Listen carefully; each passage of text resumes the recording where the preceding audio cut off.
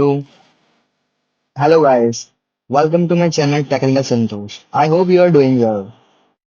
In this video, I will show you how can we connect two different mail ID in Outlook Office 365 desktop version. So, let's start the video. Open Outlook and click on File, click Account Settings, select Account Settings.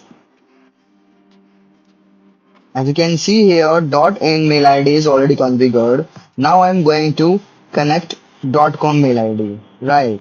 Click on New. Now type here your mail ID.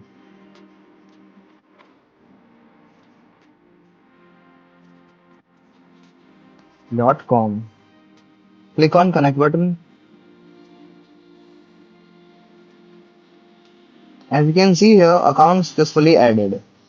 So it is not ask the password just because I have already configured this account in this Outlook. So that's why it is not asking the password because the password is stored in the cache memory of the Outlook, right? If you are if you are going to do the first time, so it will definitely ask the password and you have to enter that thing. Okay, now click on done, right? So I have to restart the Outlook to take the effect. Let's close it.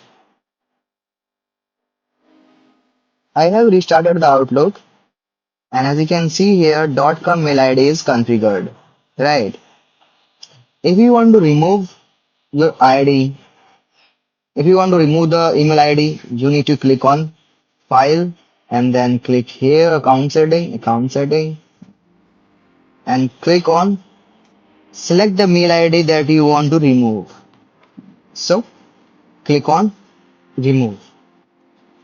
Click on yes and now click on close. As you can see here, .com mail ID is disappeared from here as I have removed it. If this video is helpful for you, then please like and subscribe.